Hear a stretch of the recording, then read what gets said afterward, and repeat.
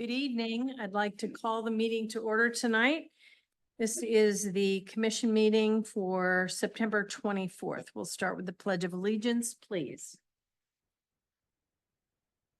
Pledge allegiance To the flag of the United States of America and to the republic for which it stands, one nation, under God, indivisible, with liberty and justice for all.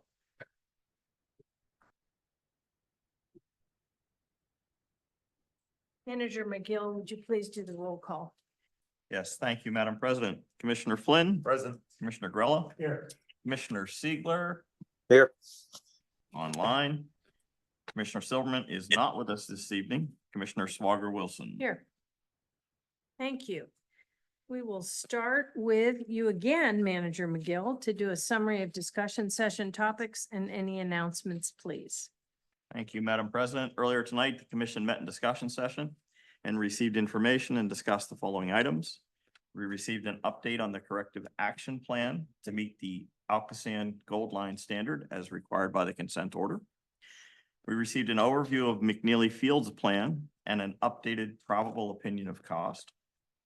We met our new social services coordinator, Jackie Stilson, and heard information regarding plans for that position. We heard a status update on the Woodland sidewalk installation plans. And we heard an update on activities of the school board from Commissioner Grella. Prior to that meeting, the commission met in executive session to receive legal advice from the solicitor on a variety of topics. The next commission meeting will be held on Tuesday, October 8th. That meeting will begin at 8 p.m. in this room. Here are the ways the public can participate in person. You don't need to pre-register, simply show up at the appropriate meeting time. If you wish to speak, sign the sign-in sheet at the back of the room or remotely via the Zoom webinar format. Again, you don't need to pre-register. Just simply click the link located on the meeting agenda on the municipal website. And if you wish to speak during citizens' comments or during public hearings, simply use the raise hand feature on Zoom and you'll be notified when it is your turn to speak. That is all I have, Madam. Thank you very much. Community highlights, please, Commissioner Grella. Thank you, Madam President. Mount Lebanon received the Award of Excellence in the Community Engagement Plan category at the Savvy Awards presented by 3CMA for its outreach efforts for the Comprehensive Plan project. While the entry is required to be submitted by the government entity, the team members on this project included Assistant Manager Municipal Planner Ian McMeans, the Public Information Office, and our contractors with Pashak MTR and Yard & Co.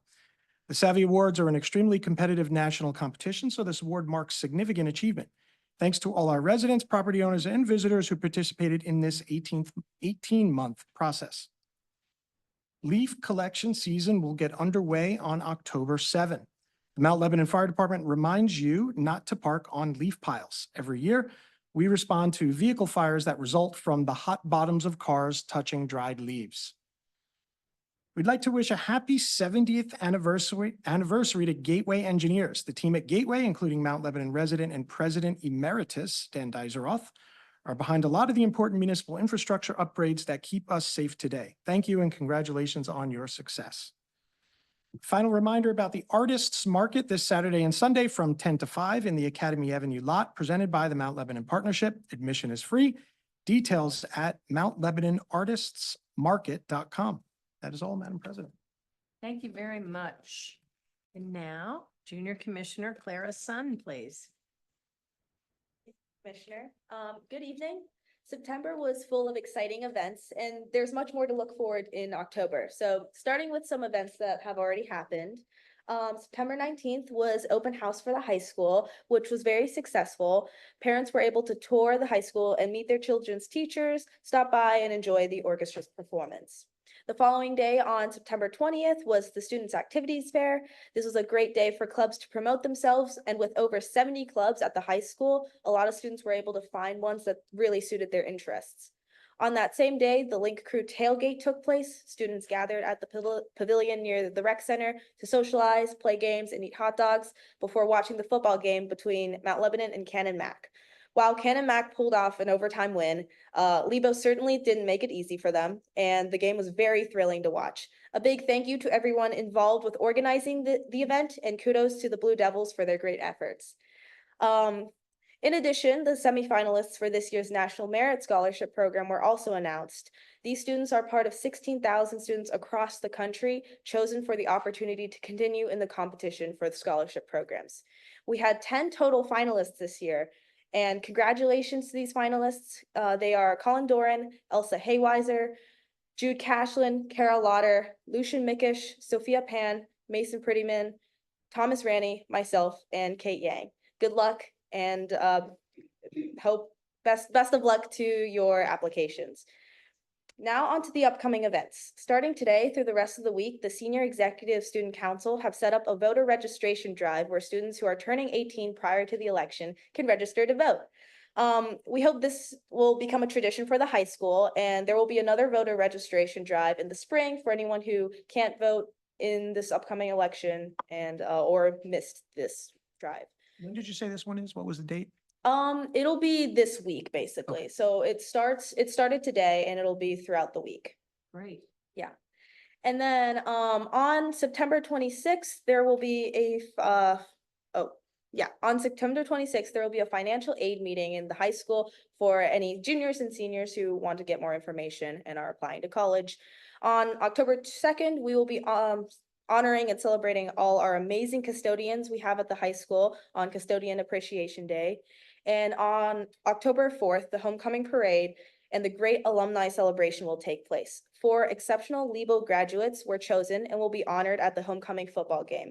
Congratulations to these 4 excellent alumni: Laura Catton, Paige Castellan, Sarah Monsky, and Lynn Scarlett.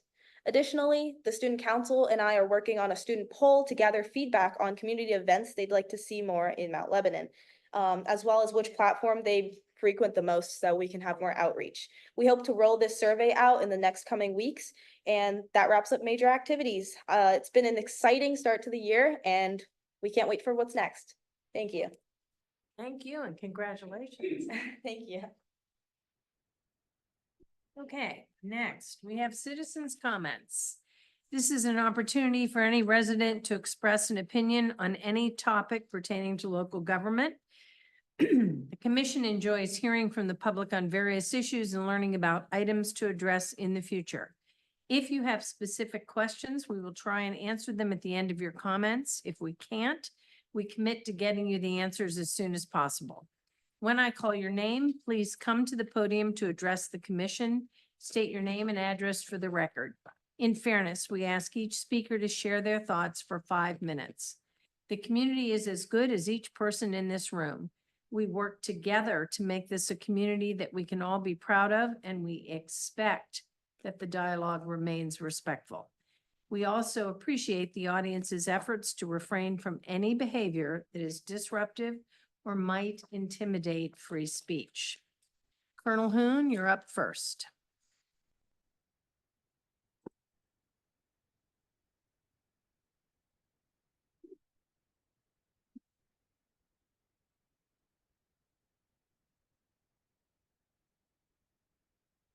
Bill Hoon, 456 Coolidge Avenue.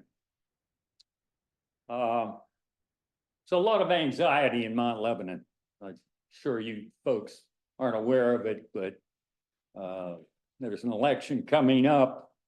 There are people that are terrifically concerned on either side. And there's a lot of things happening in people's lives. You know, my wife's got pneumonia right now. She's had it for 2 weeks, and they say at least another week, maybe 2. But she's had very little sleep. She coughs constantly. And I said to her the other day, I have no idea how you're doing this, because I have done nothing in my life for 2 weeks. But she's there every day.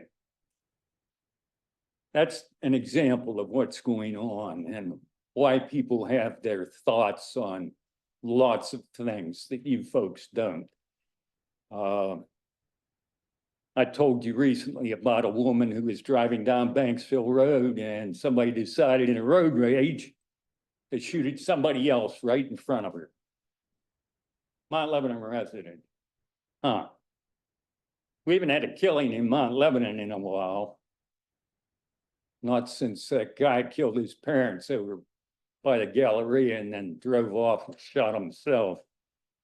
But nationwide, we had 327 shootings a day and 2 mass shootings.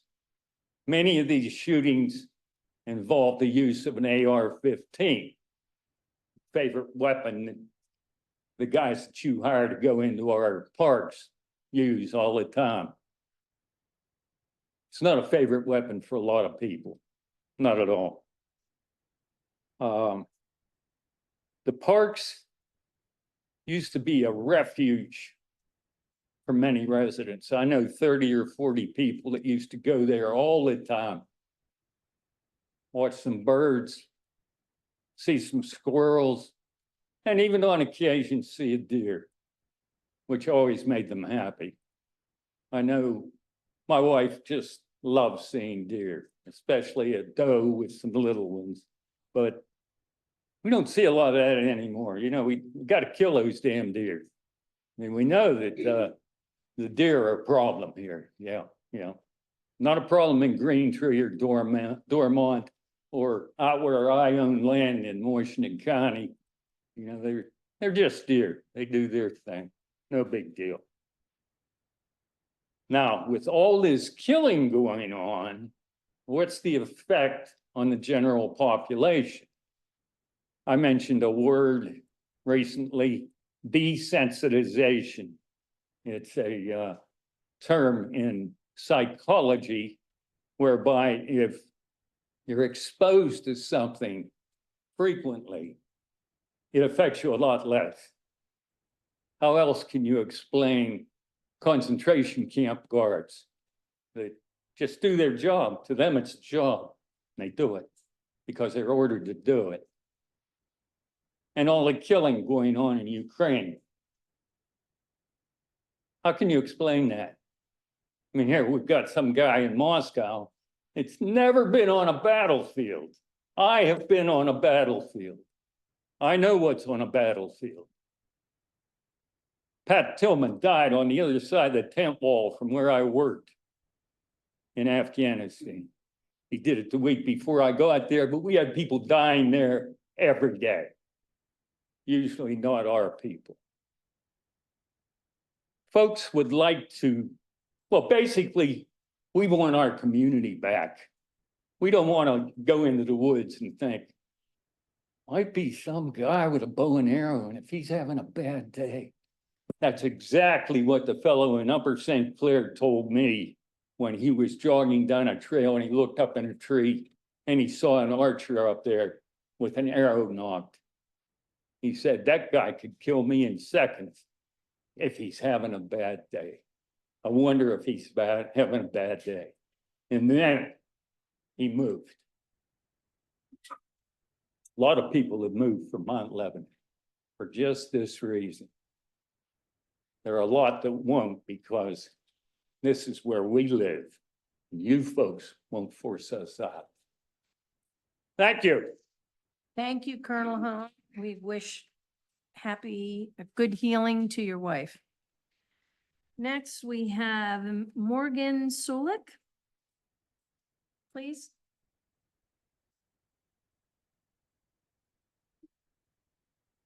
Hi, Morgan Sulik, 138 Sleepy Hollow Road. I'm here as a resident today in support of the active transportation plan. Some background about me, I have a 1-year-old son. We go for bike rides a lot. Had to trade my normal bike for an e-bike due to all those hills and Sunset Hills. We also go on lots of walks, go up to the Dormont area, up to uptown, spend a lot of time outside. And just want to throw our support to the active transportation plan. It is something I think is very important for our community. It's something I hear a lot from both online and even our recent neighbor talk. That was one of the topics of conversation. How do we slow the cars in this area? It's something that I think most people want. At least for me, it's one of the things I would like someone who's concerned about the environment to have the choice of how I get around this community. I already tried to do it via bike, but have lots of obstacles, in terms of, fast cars, close passing. And it really, an active transportation plan would put, a comprehensive network, that would, allow, me to get to the areas such as Washington Road, which I avoid, via bike, a lot quicker and safer. So infrastructure is the number one, reason that people don't, get out of their house by foot or bike. And it's definitely the number one thing to tackle, if you wanted to adjust, do a cultural shift. It's also a good investment for the community. It's the fiscal responsible thing to do. Investments in biking and walking, increase money into the community, while, driving is more of a liability. Also a relief, to individual residents. If I could go down to one car family, that would save me a few $1,000s a year. And I'd spend it probably at Uptown, on coffee and pastries, so. Another thing to note with, why it's good that our community, puts a lot of focus on the active transportation plan. At least 25% of our residents can't drive. Those are children. And, when we design a city for children, it's better for everyone. Which is a saying from, former Bogota mayor, who put a lot of effort into, his community, to design for children, to allow active transportation, was reelected multiple times, and much love down there. What else was I gonna say? I was just gonna say most people want it. I think there's a lot of changes that we can make, to our, engineering. I live in Sleepy Hollow. There's enough room for parking, so 3 cars across. Focusing on, less wide lanes, things, engineering changes. Another big thing that the plan could focus on, would be quick build projects. Things we can put in place quickly, without, and test out within the community. Get some community feedback on it, get people to accept it.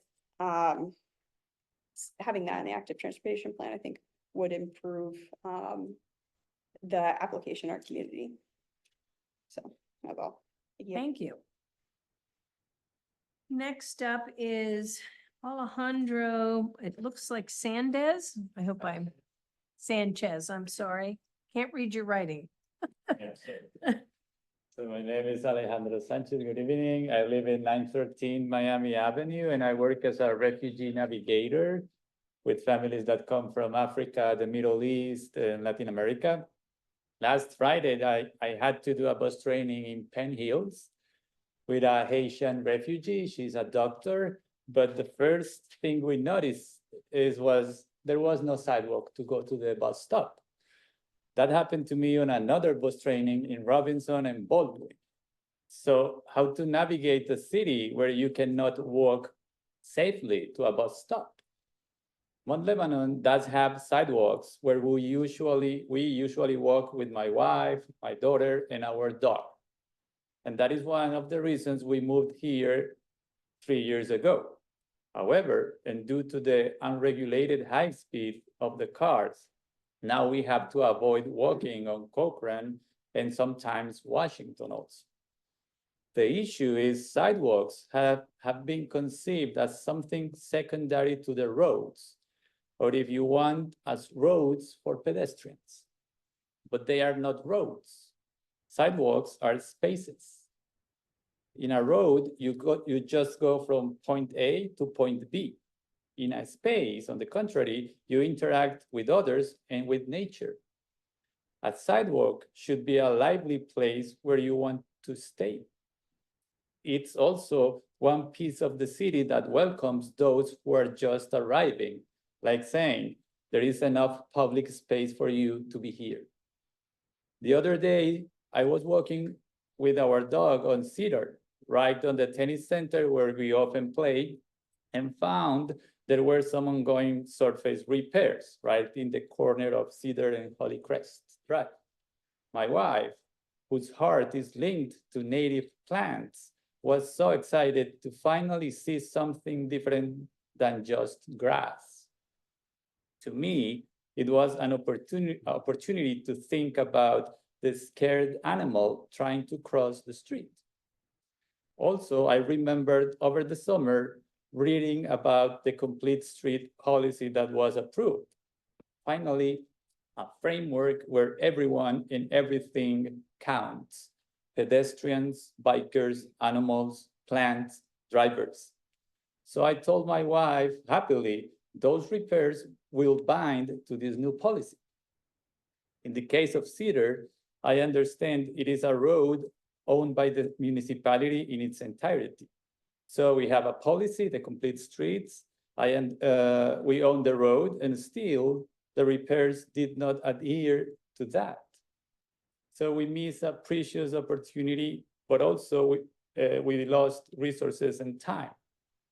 And my family and I know other members of the community, we want to know why. Sometimes we don't have a policy like that, or sometimes it's a state road, but that's not the case in Cedar. Again, sidewalks should be welcoming spaces for new and old residents, encounter places to enjoy the walk and see each other. Many people in the US are still surprised about the climate of political crispation we are living in this country. But as a friend of mine said one day, this is not surprising at all in a country with no sidewalks, no decent sidewalks, I would add. Thank you.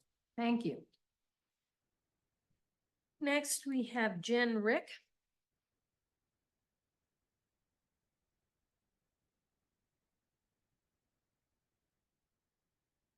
Hi, good evening. I'm Jen Rick, 104 Sunridge Drive, Ward 3, 30 feet from a municipal sidewalk, 1.1 miles to our local elementary school, and 2 miles to a high school and a middle school. I'm a mom. I have 2 kids that live in the district. I moved here almost 20 years ago from the Washington, D.C. area, and we bought into the idea of this walkable community. And living where we do, we have great sidewalks on our side of the hill. And I've met most of my neighbors there. It is a great area to live in. People are always out. As I was pulling out of my driveway, I saw at least 15 people between my house and the first stop sign here at dusk out walking this evening. Unfortunately, once we get to the bottom of our hill, there really isn't anything between here and Foster neighborhood. So I'm glad to hear that perhaps the Woodland sidewalk is moving forward. But we do really enjoy our walking community, and I want to age here. As someone who worked uptown for many years, I worked in Representative Miller's office for the last 3 years, up until a few weeks ago. And I can tell you about the near misses on Washington Road that I saw on a daily basis. I can tell you about the people that have disabilities or that are aging, that rely on this community, that live nearby in some of our high rises, that are members of our Mount Lebanon community that have raised families here and also want to age here, that come to the Social Security office or come to the state office for assistance with a variety of different things. And we need to make sure that they can get from point A to point B, even if point A is just a municipal parking garage. So it's a matter of accessibility. It's a matter of access. So I'm here to support the transportation plan. I'm also here to reiterate what you said about the complete streets policy. And I know it'll take time to implement some of those things, but I look forward to, as Mount Lebanon is improving its infrastructure, seeing that complete streets policy is followed and that we can be creative. I believe that sidewalks are part of a connected community. I think when people are out walking, it's good for their health, it's good for their mental health, and it's great for building strength of communities. We also, in my family, rely heavily on public transportation. My husband takes the T every day. He can walk through our neighborhood, but until he hits Bethel Park, he pretty much doesn't see another sidewalk. So one thing that I'd like to encourage Mount Lebanon as they pursue additional transportation and mobility ideas is that we really look at where municipal properties are and that they, at the very least, have access and sidewalks along parks. I know some of them are state roads, coming up 19, Connor, Gilkinson, Painters Run. However, I do think the municipality probably has some leverage there as far as making sure that citizens can safely get from point A to point B. I own an e-bike and I ride it regularly. I also drop kids off at the high school, and I can't tell you how many times I gasp when there are 4 middle schoolers walking along and one bounces the other off. I shouldn't say 4 because there's no way 4 middle schoolers fit on that sidewalk. 2 middle schoolers are walking along and one bumps the other one to go around some of the massive poles that are in the middle of the sidewalk.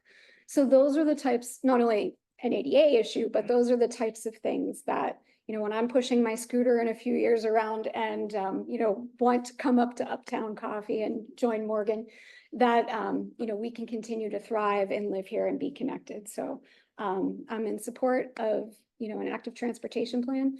The Complete Streets policy, I applaud you for enacting that. There's also a draft of a climate action plan out there that has, several ideas in it as well around transportation. So thank you very much.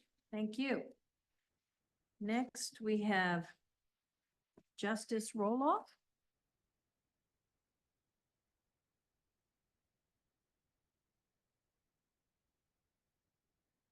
Hi there, Justice Roloff, 254 Academy Avenue. Moved to Mount Lebanon in April from Florida.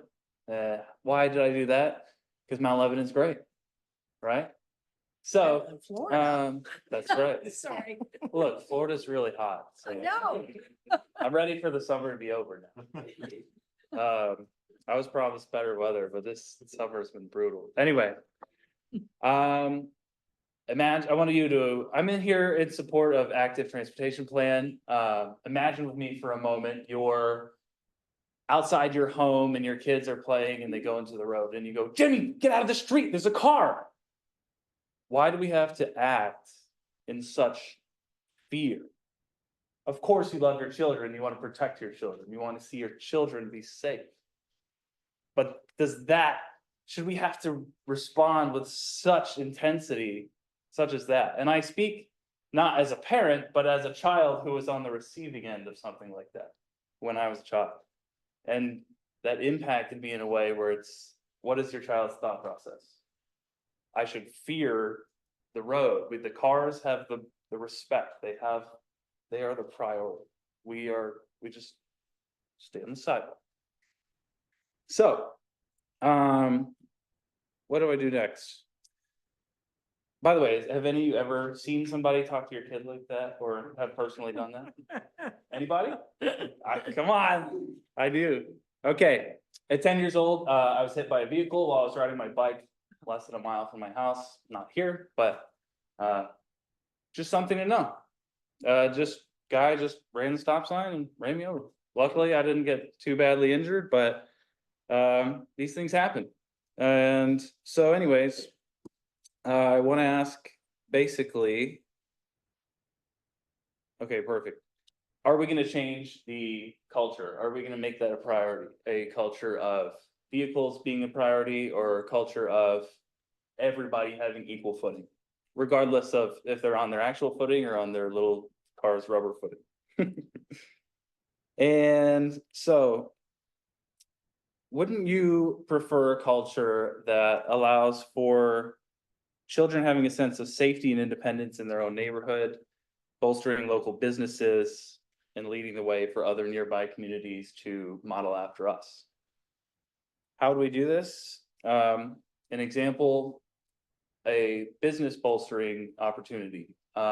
It's Saturday morning. I'm making breakfast. We're out of eggs.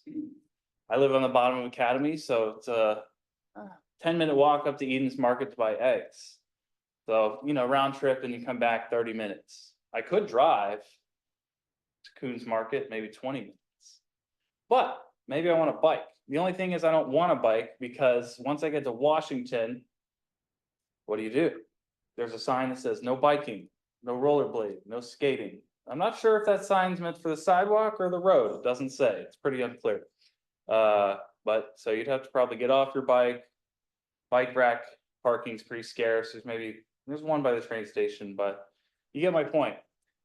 I'm not riding my bike in the middle of Washington Road. It's not happening. If there was some way for me to safely navigate that trip, that takes the going to Coons Market or Giant Eagle out of the equation. I go to somewhere local. Let's see here. We recently had a block party on Academy Avenue, and I saw maybe like a dozen kids and their parents, and they were all out riding their bikes. They were like, yeah, we get to ride our bikes on the streets. Why can't they ride their bikes on the streets all the time? It's because they're terrified of being run over. Cedar Avenue is gigantic, and it's a through street, and people go, speed limit is 25, they probably go 30. But if you've ever seen a car going 30 on foot, it's fast. It's not fast enough to be pulled over, but I think 25 is too fast for a residential neighborhood, in my opinion. Castle Shannon can do it at 15. I think we can too.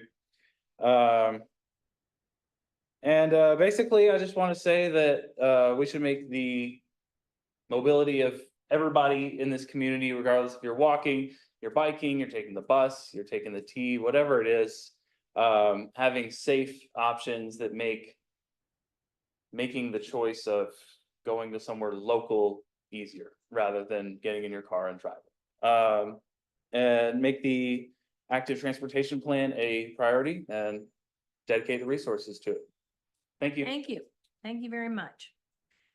Chuck Trow.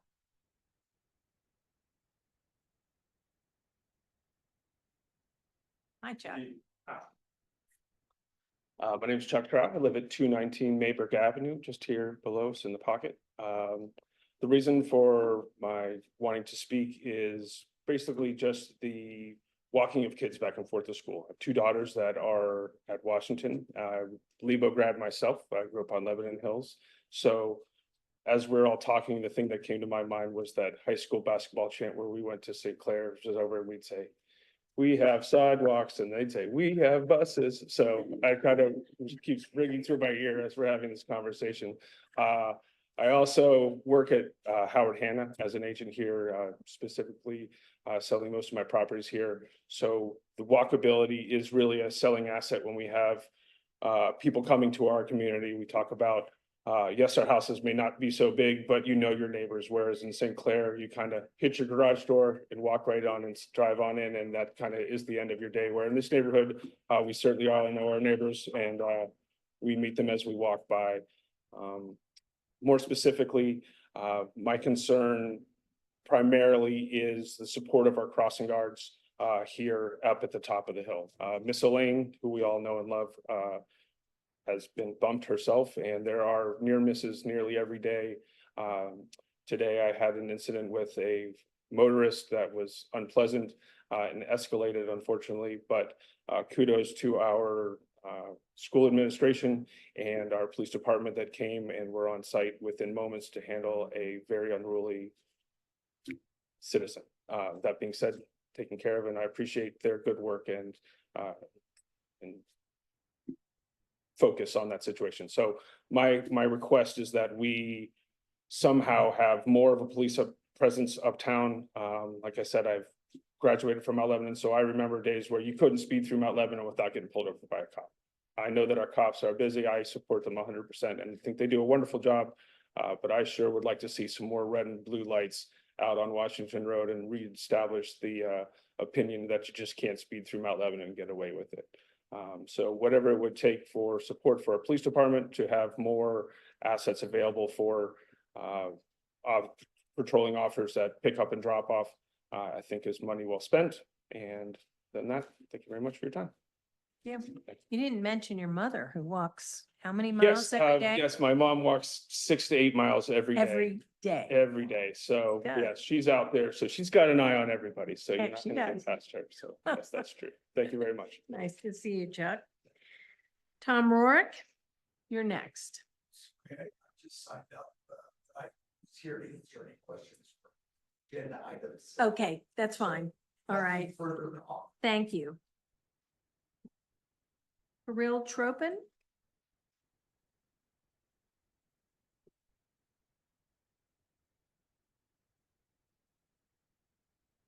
Hi, everyone. I'm Kirill Tropin, 945 Margareta Avenue, Ward 3. As part of my comment, I want to extend my support for active transportation plan, but I also have a couple of things I want to ask about. I want to ask to follow our existing policies as well when it comes to complete streets, and also ask you to improve our township one step at a time, iterative improvements and getting it better every day. So let me tell you a little bit about myself, and I'll share some examples as well. So I lived in 4 different countries, 2 US states, many different cities, moved here 1 year ago, and we chose Mount Lebanon because of sidewalks, because of our parks, because of the tea, and because of our active residents as well. But let me tell you, we're behind. We're behind, our sidewalks are narrow, cars are speeding, they run red lights all the time. I was almost hit 10 days ago on this street right here. And I think there is lots of work to do.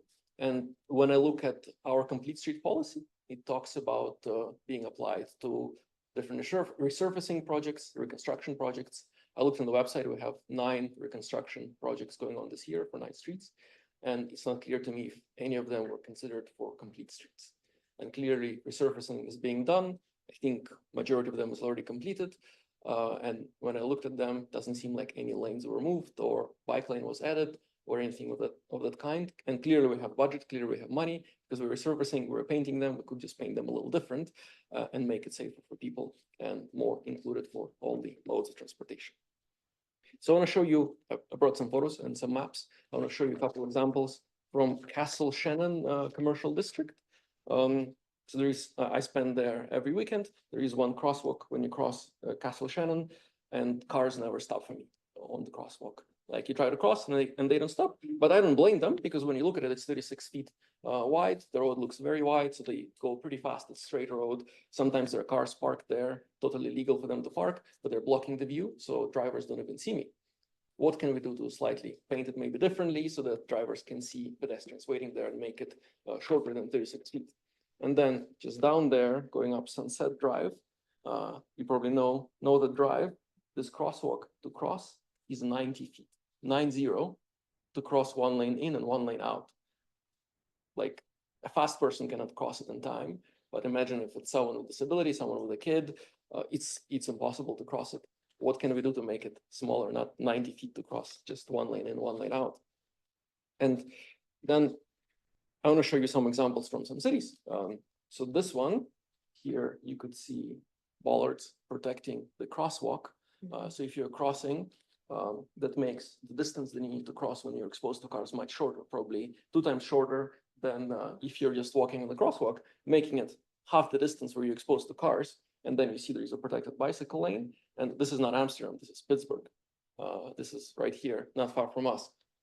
Here's another one. See, crosswalk, there is a safety island for pedestrians in the middle. There is a little yellow sign in the middle that tells cars to slow down, and visually it makes the road narrow. So cars slow down intuitively because it looks so much more narrower. And for pedestrians, they only need to cross 15 or 14 feet to safety island, and they need to cross again. So it feels a lot safer for pedestrians. And if you're not able to cross in one go, you can pause in the middle at the safety island. And again, this is not Seattle or Portland, this is Castle Shannon. And this is the same boulevard that connects to our Castle Shannon business district here in Lebanon. So once again, I'm supporting active transportation plan. And I'm not asking to make our township perfect, but make it better 1 step at a time. And we don't have to spend a lot of money. We can just start with paint and improve from there. Thank you so much. Thank you. Justin McCabe, you're next.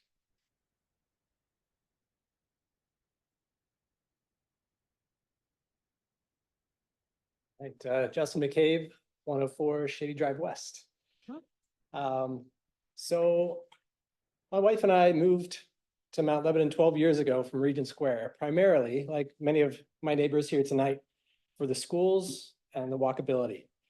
We have a first grader at Washington Elementary and have been very impressed so far with the school there. On the walkability side, however, there's a lot left to be desired. When we started walking with our then 6-year-old to Washington last year, for what we thought was a harmless half-mile stroll. Our eyes were suddenly opened to just how car-centric our municipality is. Parents pushing strollers, runners, kids walking home from school, cyclists, I could keep going, are definitely an afterthought. In that half-mile walk, we have to navigate multiple dangerous intersections and driveways. Even when we have to have a walk signal, cars run the red lights, turn left on red, and drive way faster than the posted speed limits. And I could keep going. And I know we've already talked about the crosswalk in front of Washington tonight a few times, but I mean, come on. I mean, thank God for Miss Elaine. I mean, we owe her so much, who does her very best day in and day out to keep our kids safe. But should our kids' safety really rely on a lovely, brightly colored individual to stop 4 lanes of speeding, yes, speeding traffic? I mean, for mowing our kids and ourselves down on a daily basis, there's got to be a better way. And I'm not alone. I know we've heard a lot of stories already and probably hear a few more before the night is over. But if anybody here follows the Facebook Lebo Complaints page or has posted a complaint on the Move Lebo reports page, did I say the same thing twice? Facebook Lebo Complaints. They have, yeah, almost every day. I mean, it is almost daily now. There are close calls around, our walkable neighborhood. Here are just a few that recently popped up. Fruithurst Drive needs a sidewalk, and these are like direct quotes. Kids have to jump into the yards to avoid getting hit by cars cutting through Sleepy Hollow. Here's another one. Onawanda Avenue needs speed deterrence. My wife and I have 2 dogs, and so do our neighbors. And people are always driving very fast on our street. We're on the same street as Howell School, and it is also very unsafe for many kids walking to and from school. 2 more, I promise. I almost just got hit again crossing Washington Road by Cedar Boulevard. That is, by the way, a very crazy intersection. Someone ran a red light at least 3 seconds after it turned red, and then other cars had already completely stopped. Then they proceeded to do the same thing at the next light on Academy. So it was, a serial red light runner. And lastly, I was crossing Cedar Boulevard at Cochrane Road with my neighbor. One car ran the red light, but we were paying attention, thank God. But then as we were in the middle of the crosswalk with the right of way, cars started turning right on red. We had 18 seconds left to cross. We were not wasting any time. As the car tried to turn, my neighbor screamed at them to stop, then pointed at the crosswalk light, showing them that we had the right of way. At that point, someone rear-ended that car and ended up on the sidewalk. No one stopped, no one got out, and they all kept going the second we cleared the walk. What can we do, right? So seriously, every day, and I'm sure everybody here that sees on Lebo Complains, that's what we're seeing. So this is the daily experience of the walkers and pedestrians in our neighborhood. It's unpleasant, it's harrowing and downright dangerous. And that is why I support the active transportation plan and the work that Move Lebo is doing to bring our community together to really address these issues. I swear, every person that I talk to, it's not just on social media, but you walk out there, you're like, hey, have you had an experience in Mount Lebanon? Yes, and they'll tell you their close call story. So I won't go through the rest of what I have here. You've heard a lot tonight, but thank you for your time. I think the last thing I'll say is the time is now. And I think more than ever, now is the time that we all need to come together and address this problem, because kids are gonna get killed. I mean, it is inevitable at this point. So thank you for your time. Thank you. Greg Boris, you're up.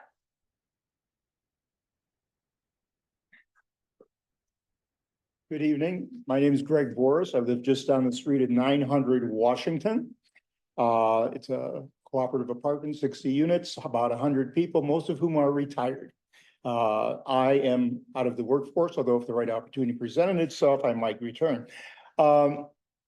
About well over a year ago, Commissioner Flynn came and talked to people who lived at my place, and it took their questions. And probably the biggest concern was they were concerned about walking down Washington Road.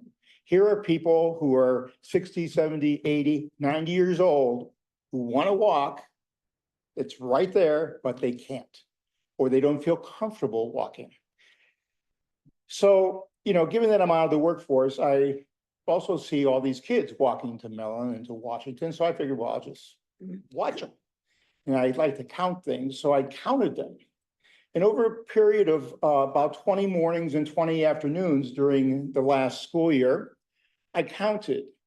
And in an hour span in the morning and an hour span in the evening, in the morning, somewhere between 100 and 150 people walked between across Hazel Avenue, going toward the school in the morning, and between almost 200 and almost 300 people walked crossing Hazel Avenue, going away from the schools in the afternoon.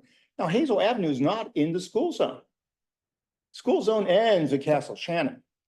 And that is concerning, because you get through the school zone as a car and you go, whoa, I can go. It doesn't, says N 25 miles per hour. It doesn't say what the speed limit is. I can go as fast as I want because there's no speed limit noted until you get right before Cochrane, and then it says school zone again. So then you go fast and you go slow. So we have a lot of people going. Now, not everybody's going in the same direction. Some salmon are going upstream. And those two groups collide sometimes, and then people walk out in the streets. And you go, whoa, this is kind of fun to watch. Luckily, in the 40+ observations that I've done, there have been no crashes, there have been no kids hit. And I'm thankful for that. But the time I sit there and I figure the time will come at some point. I'm really supportive of the active transportation plan. My background has been as a community member where I used to live, has been very involved in working with transportation planning. And I just want to remind the council that paint is not infrastructure. We will paint lines and say, this is cool. We've solved the problem. And we will write little sharrows and, oh, this is cool. That will solve the problem. No, you need physical barriers. Someone earlier alluded to biking down Washington Road. I bicycle a lot. And I bicycle down Washington Road. And maybe I have a death wish. But I do it because, God, I want to pick up that bread at Mediterra, and that way I come home takes me down Washington Road. And why should I go a mile and a half, drive a mile and a half to get some bread when I can go down on my bicycle? That works just fine. And unlike Commissioner Flynn, I don't have an electric bicycle. I will someday. Anyway, I just leave you with the idea that we need to create alternatives for people. We need to have, make sure that we are able to walk, bike, take transit and the like. One final word, I moved here because grandkids live in Upper St. Clair. And I was watching them last week and then taking them to the bus stop, and then all the parents are there. And they said, well, where do you live? I said, Mount Lebanon. And they said, oh, I really like going to Mount Lebanon because they got these shops and I can go eat and I can go shop and this and that. I wish we had that in Upper St. Clair. Well, they don't. Thank you. Thank you. You are wearing your helmet, right? When you're riding? Always. Okay, just making sure, you know. Meg Penny, you're next.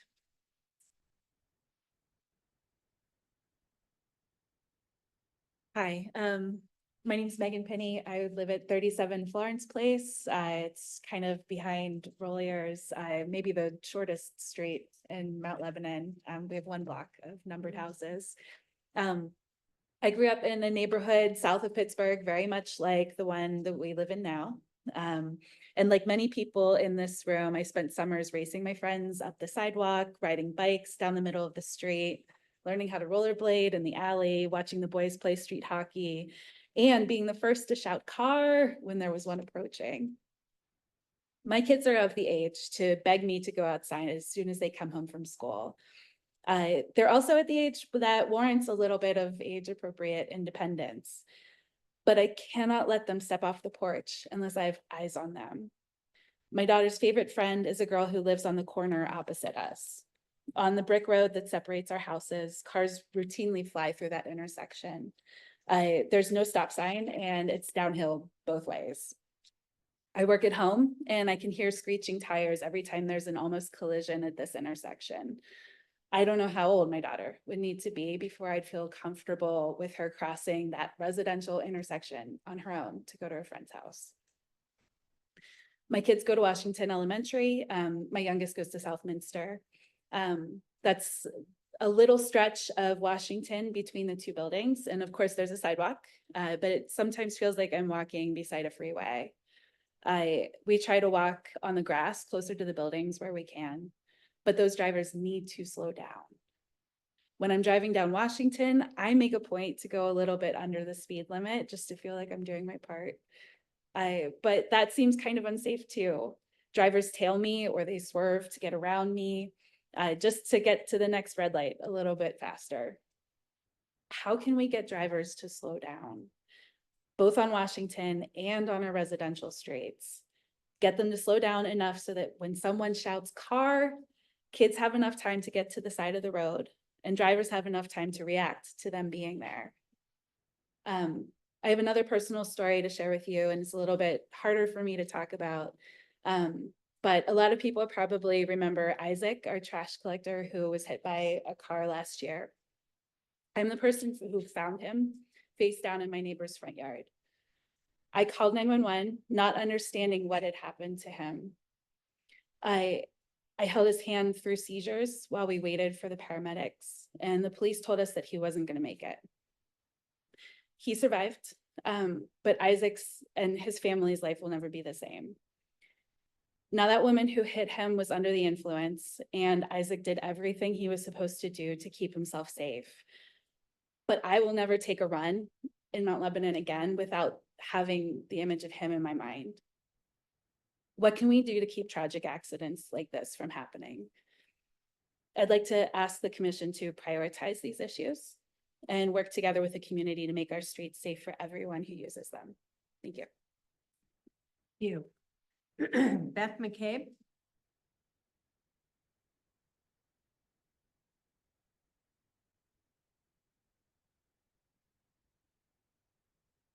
Good evening, I'm Beth McCabe. I live at 104 Shady Drive West. And I'm here tonight as a resident interested in the active transportation plan as it relates to the comprehensive plan and the complete streets policy. There's been a tremendous amount of buildup for the active transportation plan, and it seems to hold the answers to all of our mobility concerns. However, I have to be honest, while I'm in full support of the active transportation plan and will do the work that I can do to make it happen, I'm not confident that another plan or policy is going to change anything. Change requires action, commitment, and an understanding of who you really want to be. Is the municipality sure it's ready to commit to becoming the place described in the active transportation plan and the complete streets policy? If so, it's going to require a major culture shift. We must be innovative and consider the lived experience of residents, whether they walk, drive, bike, have mobility issues, and/or use public transit. While snow removal and leaf collection are essential, we must consider more than that when we talk about road design, traffic calming, and pedestrian safety. It's not difficult to write policies that look good on paper, but policies are useless unless there are structures in place to enact them. And unfortunately, it feels like Mount Lebanon, I see that you value the idea of having a complete streets policy, but I'm not sure we're ready to commit to making it happen. The complete streets policy was passed in November 2022.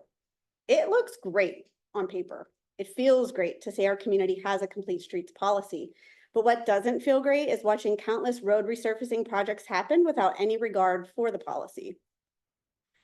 One specific example I would like to highlight is from this summer. In summer 2024, Cedar Boulevard was resurfaced almost 2 years after the complete streets policy was adopted. And why is this stretch of road significant? First, the municipality owns the entirety of the road from Gilkison to Washington Road. This is huge. There are so many other heavily used roads in Mount Lebanon that we do not own, and so it makes it very difficult to make changes. This fact alone should make Cedar a key focus for the complete streets policy.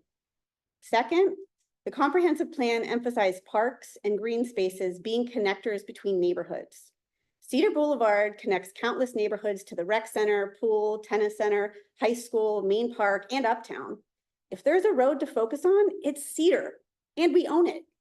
And third, the number one concern of residents expressed in the comprehensive plan is to improve and expand sidewalk networks and safe crossings. I do want to give a shout out to the new crosswalk at Cedar and Salem, but this was a totally separate initiative to the road resurfacing that I'm referencing. In my opinion, Cedar was a total missed opportunity. Instead of taking the opportunity to implement the Complete Streets policy on a road that we own, the road was resurfaced and lines painted the same as before. It's decisions like this that make me question if we're just here spinning our wheels, or are we really ready to move forward? Residents are restless. We don't want more meetings, committees, policy writing. We want action and tangible results that align with the Complete Streets policy. Most places don't become destinations by chance, and you can only live on legacy for so long. We are so very well positioned here in Mount Lebanon. We just need to commit, and I mean really commit to moving forward. It's going to mean shaking things up, feeling a little uncomfortable, not doing things the same way they've always been done. And if that doesn't sit well with those in leadership positions, then we really are just spinning our wheels. My request for you, the commission, is to put structures in place that initiate and support the cultural shift that must happen in order for our community to reach its greatest potential and become the regional destination that we know it can be. And I just also want to thank everybody who came out tonight in support of the active transportation plan. And I hope that their messages are heard. And I thank you for your time and consideration. Thank you. Do we have any comments online? Nobody has their hand raised. Okay. I'd like to thank all of you for coming this evening to talk to us about this. This is something that is important to us. I know that Commissioner Flynn has been a leader in this area. And we certainly did hear what you have to say. And if you stay around, I think you're going to find out that we're going to this evening award a contract to provide the professional services for the active transportation plan. So without further ado, Commissioner Grella, you're up. Thank you, Madam President. Consideration of the minutes from the regular meeting held September 10, 2024. I move to approve the minutes. Second. All those in favor? Aye. Aye. Motion carries. Mr. Flynn? Thank you, Madam President. As required by the charter, the capital improvement program for 2025 through 2029 was submitted to the commission on August 1st, 2024. A public hearing is required to be held on this program prior to the issuance of the manager's recommended budget. Madam President, I acknowledge the receipt of the 2025 through 2029 capital improvement program. I'd like to set the public hearing for October 8th, 2024. Need a vote? No. Okay, perfect. Item number 6, Commissioner Siegler. Thank you, Madam President. Consideration of the award of a contract to provide professional services related to active transportation plan. The municipality issued a request for proposals to engage a professional consulting team to conduct a multi-municipal active transportation plan in collaboration with the Borough of Dormont. A project team consisting of representatives from both communities developed the RFP, reviewed responses, and interviewed candidate firms. The 2023 comprehensive plan, SN-LIBO, recommends conducting an active transportation plan in the mobility, parks and recreation, and financial management chapters. The project team recommends the contract award be awarded to Tool Design with subcontractor Pashik MTR. The municipality allocated $80,000 in the 2024 operating budget for this project. Madam President, I move to authorize the manager and solicitor to prepare and execute an agreement and any ancillary documents with Tool Design to conduct the active transportation plan. Second. Any discussion? Seeing none, all those in favor? Aye. Motion carries. Item number 7, Commissioner Grella. Thank you, Madam President. Consideration of a subdivision plan at 826 Country Club Drive. Request for final approval for a minor subdivision plan. The Rorick property subdivision situated at 826 Country Club Drive is proposing an extinguishment of a lot line on the property. The property will remain compliant with the zoning district requirements for lot size. The planning board granted preliminary approval and recommended final approval at the August 2024 meeting. All engineering comments have been addressed. I move to grant final approval to the Rorick subdivision plan. Second. Any discussion, any concerns? Seeing none, all those in favor? Aye. Aye. Motion carries. Item number 8, Commissioner Flynn. Thank you, Madam President. I move to approve the expenditure list for August totaling $9,463,350.58. Second. Those in favor? Aye. Seeing no negatives, that carries too. All right. Number 9, Commissioner Sigler. Is this, sorry, I've got a outdated, is this, departmental reports? Yes. All right, thank you, Madam President. I asked the reports be received and filed. Great. Second to that. Nope. Okay, motion carries. And with that, we adjourn. Thank you.